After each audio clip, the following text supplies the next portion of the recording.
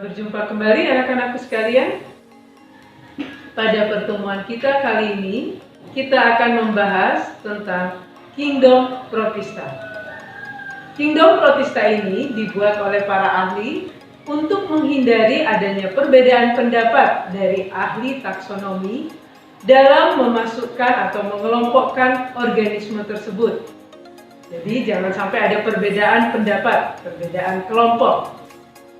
Baik, Kingdom Protista merupakan semua mikroorganisme yang menyerupai hewan, menyerupai tumbuhan, maupun menyerupai jamur. Tetapi bukan hewan, bukan tumbuhan, atau jamur. Kita masuk dalam kelompok yang pertama, yaitu Protista menyerupai hewan atau Protozoa. Ciri-cirinya yang pertama yaitu bersel satu. Berikutnya hidup di daerah perairan atau daerah lembab. Jadi hidup di daerah perairan, misalnya di air tawar maupun di air laut.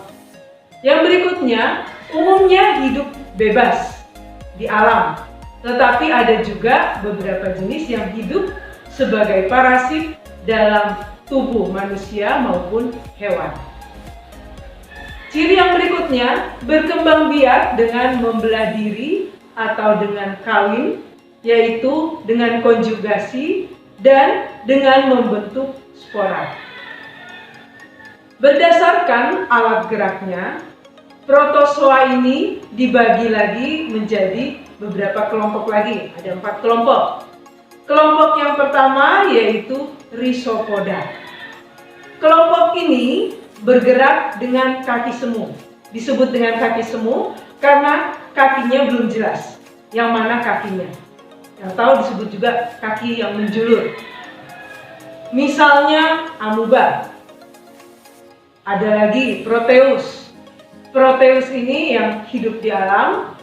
Entamuba histolytica hidup dalam usus. Entamuba gingivalis itu yang menyebabkan gusi bengkak. Kelompok Protozoa ini memperoleh makanannya dengan kaki semu, yaitu dengan menjulurkan makanannya untuk menangkap makanannya yang selanjutnya akan dimasukkan ke dalam vakuola makanan. Contoh yang kedua yaitu Ciliata. Kelompok yang kedua yaitu Ciliata, yaitu protozoa yang bergerak dengan rambut getar atau cilia. Kelompok ini membelah diri, berkembang biak dengan membelah diri. Contohnya Paramecium. Paramecium ini memiliki vakuola kontraktil. Vakuola kontraktil disebut juga vakuola berdenyut, yaitu vakuola yang berguna untuk mencerna makanan dan untuk mengeluarkan zat sisa dari makanan tadi. Misalnya Balatidium coli yang dapat menyebabkan diare atau disentri. Kelompok yang ketiga yaitu Flagellata. Flagellata bergerak dengan bulu cambuk, ya, seperti cambuk, jadi bergerak dalam air. Hidup parasit pada manusia, membelah diri, ya, jadi cara reproduksinya dengan membelah diri. Contohnya Trypanosoma. Ini banyak terdapat pada daerah Afrika yang dapat menyebabkan penyakit tidur. Ini yang ditularkan oleh lalat tsetse. Berikutnya, kelompok berikutnya adalah Sporozoa. Sporozoa tidak memiliki alat gerak. Karena itu, dia bergeraknya dengan spora. Maksudnya dengan spora, yaitu berpindah tempatnya atau berkembang biaknya dengan spora. Jadi berpindah-pindah cara berpindahnya dengan spora. Tetapi tidak bisa dari satu individu bergerak. Cara berkembang biaknya ini dengan spora, contohnya Plasmodium. Plasmodium ini dapat menyebabkan penyakit malaria. Kelompok yang berikut yaitu protista yang menyerupai tumbuhan. Protista yang menyerupai tumbuhan ini contohnya adalah alga atau ganggang. Ada yang bersel satu, ada juga yang bersel banyak. Yang bersel satu hidup di air sebagai makanan dari organisme air, misalnya ikan. Yang bersel banyak ini ada yang berbentuk lembaran, ada yang berbentuk benang, ada yang berbentuk bulat, dan hidupnya berkoloni. Belum memiliki akar, batang, atau daun yang sejati, sehingga disebut talus. Itu sebabnya tidak bisa dimasukkan sebagai kelompok tumbuhan. Jadi tidak memiliki akar, batang, dan daun yang sejati. Ciri berikutnya, belum memiliki jaringan angkut seperti pada tumbuhan, yaitu jaringan xilem atau floem. Umumnya hidup di air atau di tempat lembab. Hidup di air misalnya di air laut atau di air tawar.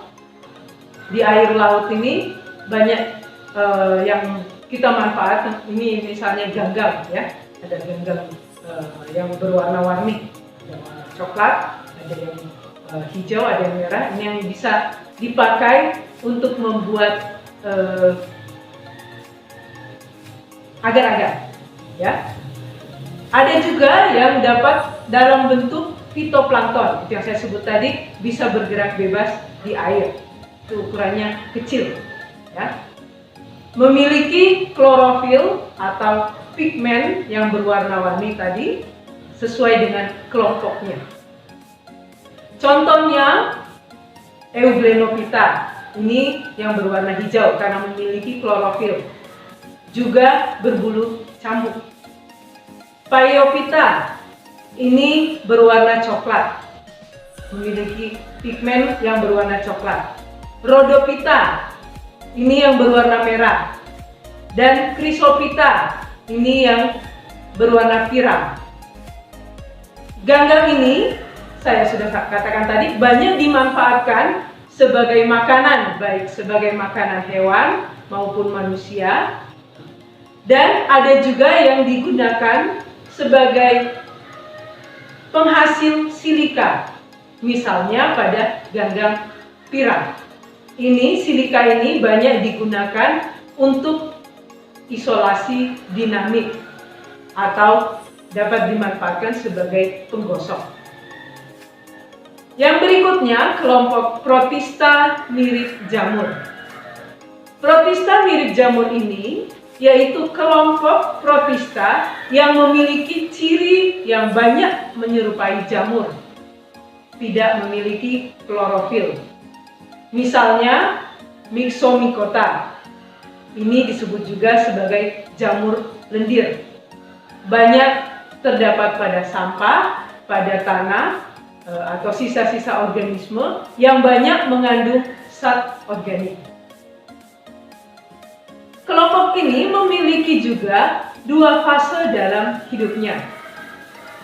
Fase yang pertama yaitu tampak seperti lendir, ya, itu disebut juga fase Plasmodium. Pada fase ini dapat bergerak seperti amuba untuk mencari makan, ya, untuk menangkap atau memperoleh makanannya. Fase yang kedua yaitu fase pada saat mengering. Pada fase ini akan membentuk kotak spora, yaitu bagian yang menghasilkan spora. Oke, demikian materi kita pada hari ini. Selanjutnya kalian bisa baca dalam buku kalian dan silakan mengerjakan tugas yang akan Ibu berikan dalam Google Classroom. Oke, selamat belajar. Terima kasih.